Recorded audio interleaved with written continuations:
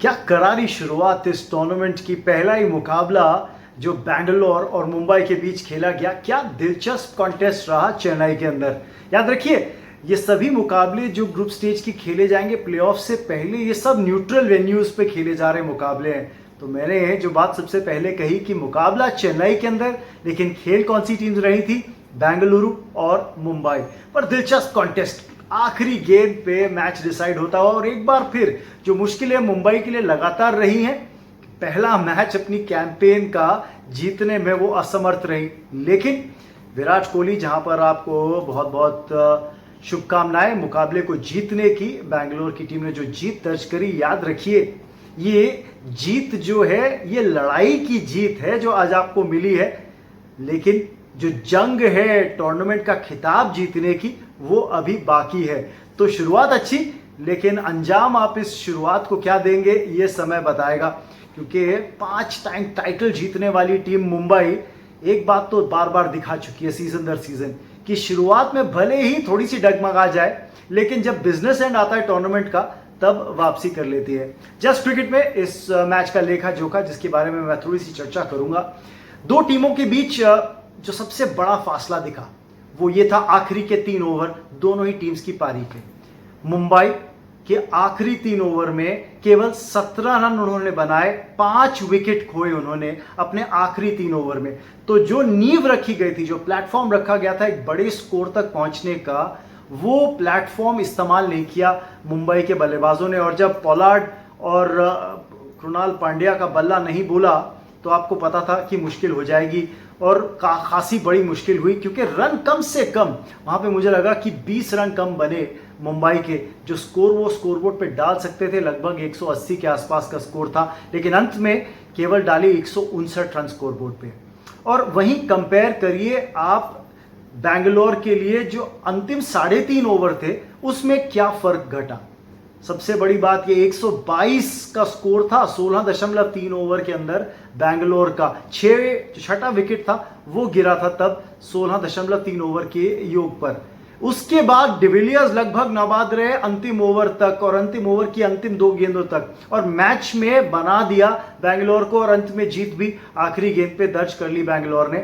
केवल 2 विकेट खोए उस अंतिम 3.5 ओवर्स के अंदर बैंगलोर ने, और रन्स ज्यादा बनाए मुंबई की तुलना में। तो वो अंतिम 3 ओवर्स दोनों ही टीम्स के लिए खासे निर्णायक साबित हुए। लेकिन एक चीज और खास देखने को मिली दोनों ही खेमों की तरफ से, अनकैप्ड युवा खिलाड़ियों का इस्तेमाल प्रेशर ओवर्स डालने के अंदर। हर्षल पटेल 5 विकेट उन्होंने कल निकाले बेंगलुरु के लिए गेंदबाजी करते हुए, और खासी अच्छी गेंदबाजी करी डेथ ओवर्स के अंदर। पारी का आखिरी ओवर जब मुंबई बल्लेबाजी कर रही थी तो हर्षल पटेल ने डाला था, जिसमें केवल 1 रन दिया उन्होंने। 3 विकेट उन्होंने अपने नाम किए थे इस ओवर में, और 1 रनआउट भी मिला था टीम को उस ओवर के अंदर। तो एक बेहतरीन आखिरी ओवर डाला था। वहीं मुंबई ने जिम्मेदारी दी उस आखिरी ओवर को डालने की एक युवा साउथ अफ्रीकन तेज गेंदबाज को, मार्को यानसेन को।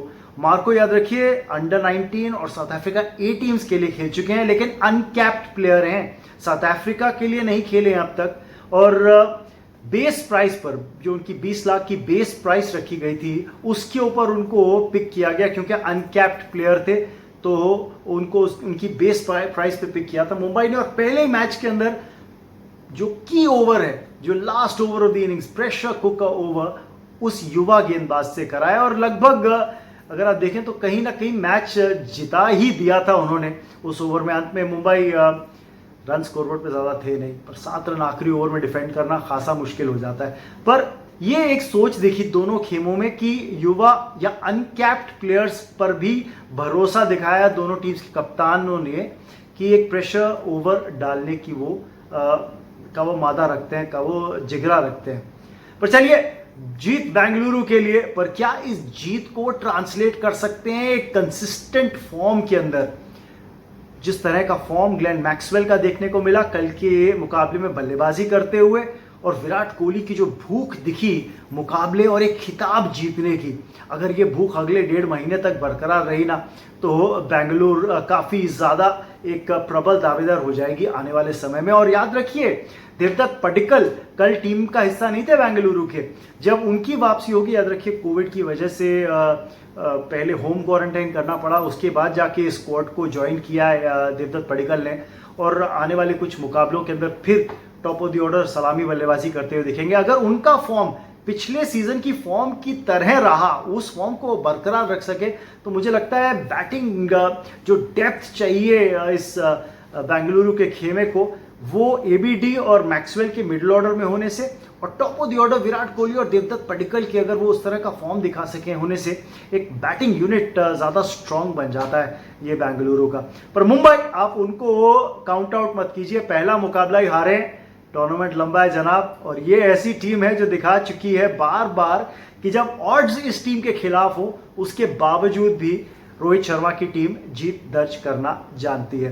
देखेंगे अगला मुकाबला किस तरह से होगा, पर फिलहाल तो जबरदस्त आगाज हुआ है इस सीजन के टूर्नामेंट का।